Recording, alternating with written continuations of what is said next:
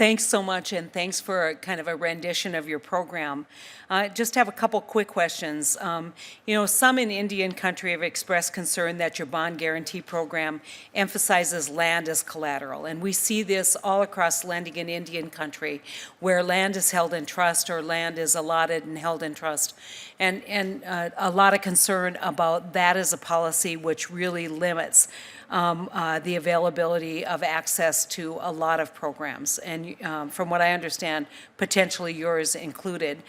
Can you detail the steps Treasury has taken to work with tribes to address the concern? Thank you very much for that question, Senator. And also, I'd like to take this opportunity to, I think, clear up what is a common misconception about the bond program, that land is a preferred form of collateral for the program. The program was designed, there are 12 different what we call secondary loan categories, and all can be secured by various types of collateral. So while land is obviously a choice, it is not the only form of collateral for the program. And I think a couple things we're doing specifically to address the issue that you raised. We are currently looking at the possibility of being able to have what we're calling leasehold mortgages, which would allow us to be able to accept that as a form of collateral for the program. We have also, as part of our outreach that we just recently conducted in Detroit, San Francisco, and in Washington, had developed a case study that was specific to the Native community and how they could better access this program.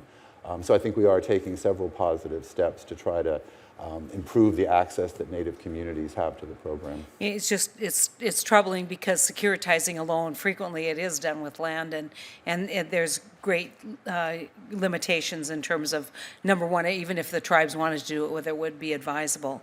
On a more general level, the nature of collateral and trust lands obviously is a longstanding issue. If you look at kind of your range of products and what you can do, are you looking at developing another line of innovative projects now that you have this experience working in Indian country?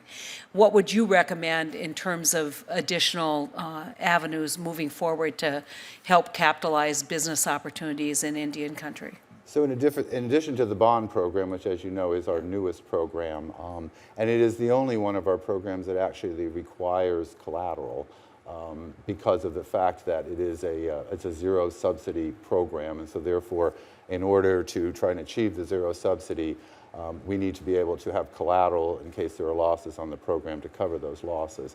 But our other program, the Native CDFI program, as well as our CDFI program itself, offers loans and grants which do not require collateral, and so there is one.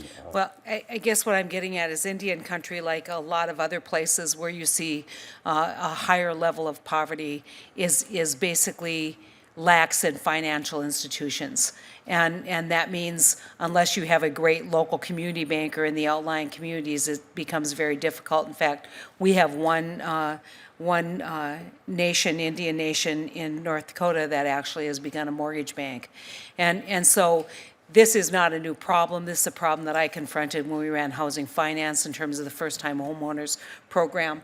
But I want to also ask you what Treasury's done in collaboration or in discussion with the Department of Interior, in collaboration or discussion with SBA, other kinds of programs to really build out increased resources and create maybe a broader range of strategies for economic development in Indian country.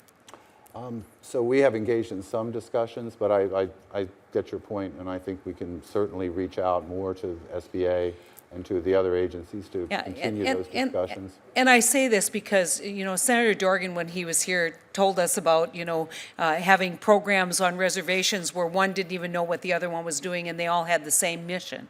And so I think it's critically important, as the Secretary has done in education, bring in all the relevant agencies in this area for someone to take leadership in economic development, especially capitalizing economic development in Indian country, and bring in all the agencies, streamline the programs, make the programs fit better for the unique situation that we have in Indian country. Thank you, Mr. Chairman.